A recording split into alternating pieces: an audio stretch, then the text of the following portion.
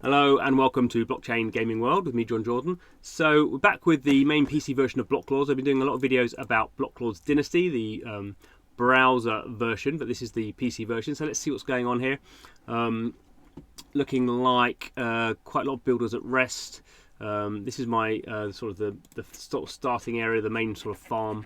I've not unlocked the second sector yet. That's probably the next thing I need to do if I get my skates on.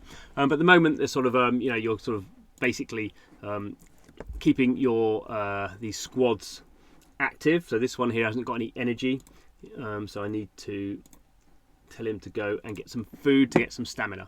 And similarly, I've got two sets of miners, and they both need some energy. How are my lumberjacks doing? Lumberjacks also need energy. So wood and stone are the main two sort of resources. They're not the only resources, obviously, but they're the main two sort of external sort of resources that you create, and you use them up sort of building and repairing. But a lot of the other resources are to do with making food, to make sure you've got energy. So my hunters here, they are how are we doing for food actually? So we've got a lot of meat. They've been hunting, so they're going to go here to this building and turn the meat into food, because obviously we're using a lot of food all the time.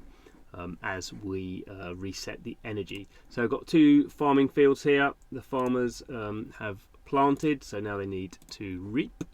So let's get those going, which means we get it a bunch of grain or wheat. So wheat is turned to grain in the windmill, then you can make bread from that. So we can see here at the top they've got these various resources. So my cooks are not really doing anything at the moment. We'll leave them. Finally, the militia, so the sort of defence force. So let's get them having some food. So this is sort of the basic sort of cycle of the game. Obviously, it's just a time-based game. The game, interestingly, is runs on its own time, so it's not an idle game. You can't come back and expect time to have happened. You have to leave the game on. There will be automation coming later, but not at the present time. So a few little things. This isn't very blockchain-y at the moment. It is a blockchain game, but at the moment, not a lot of blockchain. None of this is sort of really blockchain in terms of being on-chain. But we have some things here. So here's my builders, and I can click here, and I think is that a builder or is that a miner? That's annoying. And then basically these are NFTs. So these are NFT characters, and I can click here, and they will have a boost. So we can see the squad is going to go up from 50. It's going to go from a maximum of 60 stamina up to 70, and the movement's going to be faster, and the luck is going to be more. And there's a few sort of battle stats as well. So let's assign that character. And now my lumberjacks, you can see I already have characters assigned to them, but I want to assign a lumberjack character. So I'm going to take.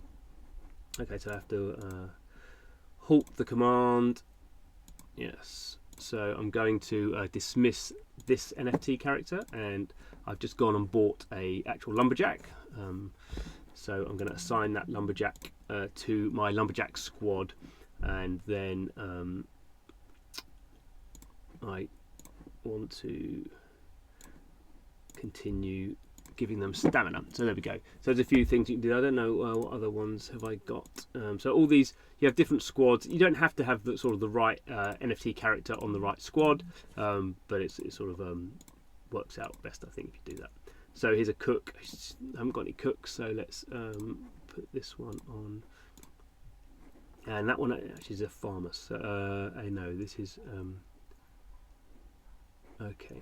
So if I want to get I haven't got any anyone looking after my cows at the moment, because sometimes you get attacked, you get raided, and people get killed. So I need to buy a cow herd. It's going to cost me 60 gold and some food. That's all right. I've got enough gold to do that at the moment. So I'm going to recruit that cow herd, and now that cow herd I'm going to assign that NFT, which is going to do the usual boost. So there we go. So I've got some, everyone's now boosted up, so that makes them sufficient as possible. There's also, you can also assign NFTs to different building. So there's 2 slots for each building. So this one has 1, but I need to get some more NFTs, but I haven't done that at the moment. So we have an event happening here. So this is a little event. It's not very complicated.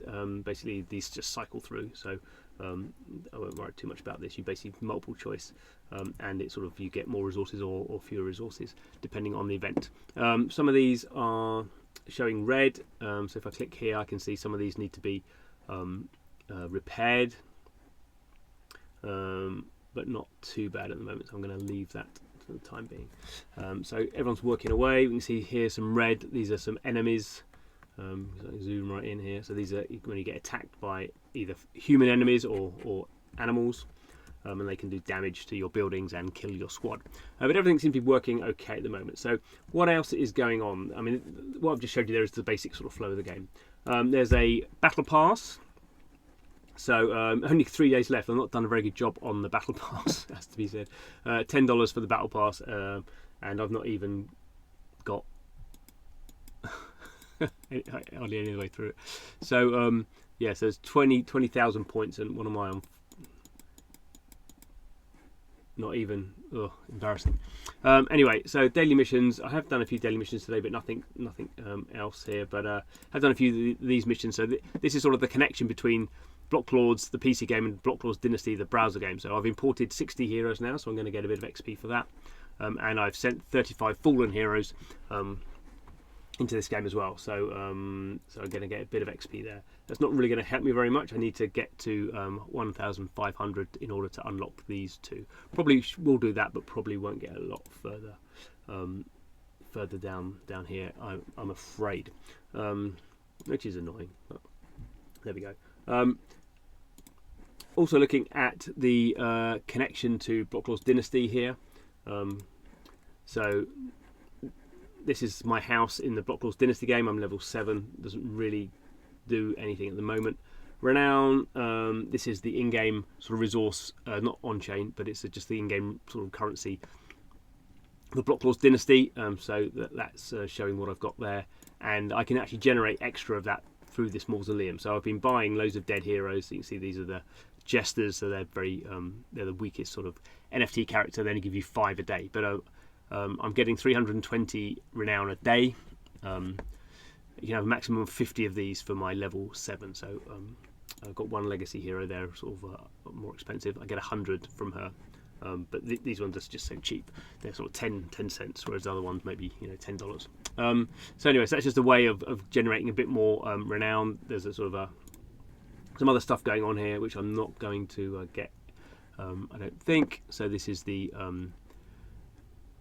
Lord's token, and depending on where you are placed in the arena on Blocklords Dynasty, you can get a cut of this. BFB in the Legends rank, which I'm certainly not, and some stuff about how the game's going to develop in future in terms of sort of a marriage of characters.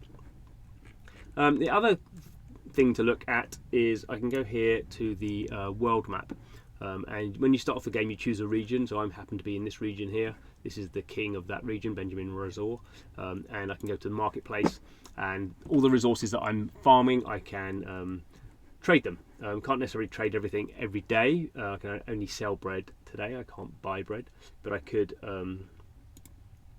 So I could sell 120 bread and get 74 gold. So we could do that, and that happens immediately. You can see. I can also do trading with other regions. So if I click around, you see there's other sort of kings here. I think there's some regions maybe don't have kings here. This one here, unclaimed. But there's different ones, and if I go to their marketplaces, they may have a different selection. And if I wanted to buy, say, some tools here, I could buy 400 tools. It's going to cost me 27 gold, but it's going to take time because it's a cross-regional trade. You're limited to how many you can do a day. You can do 5 at one time, 20 across the day, and it will say, so this is what I'm doing. So it's going to take 40 minutes, and there's going to be a travel cost as well. So that's just sort of a flexibility, a sort of strategy in the game. So if I can confirm that, my goal goes down immediately, but I don't get the tools because I have to wait now 40 minutes for them to come across. So so that's sort of the depth of what's happening in the game. It's sort of you know, pretty hardcore in the sense that it's not particularly exciting. It is quite sort of grindy at the moment. You are just sort of going through, and you can't automate any of this stuff. So as soon as they run out of do the task, you're sort of resetting them to do the task, and everyone's running out of food all the time, and these things need to be repaired all the time. So you set your builders to go and do that.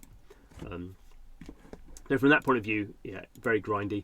It's going to get less grindy over time, and as sort of things like the battle mode come in towards the end of 2024, that's going to obviously be much more exciting, because that's sort of driving you know, more exciting gameplay, obviously. But you still need to have a sort of a firm sort of base. The whole point of the game is you need to have all these different sort of elements sort of working at the same time, as you would have had in a sort of medieval society. You can't just have an army to go around attacking other people if you don't have sort of food in the background and all this sort of stuff.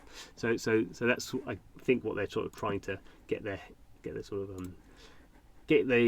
audience to get their heads around. Players, this is sort of pretty hardcore at the moment. It's going to get less hardcore as more of these sort of game features get involved. But this is where we are at the moment. And I think, you know, as these sort of games go, it's not got a lot of blockchain in it at the moment, but over time there'll be more of that sort of stuff in. It has tokens live, has these different sort of in-game currencies, has all these sort of NFTs, which are mainly boosts, but over time those things will become more important as well. So I'm sort of I wouldn't say I'm always enjoying it, but generally I'm enjoying the process and find it one of the more interesting games. So from that point of view, recommended. Thanks for watching the video. See you again soon.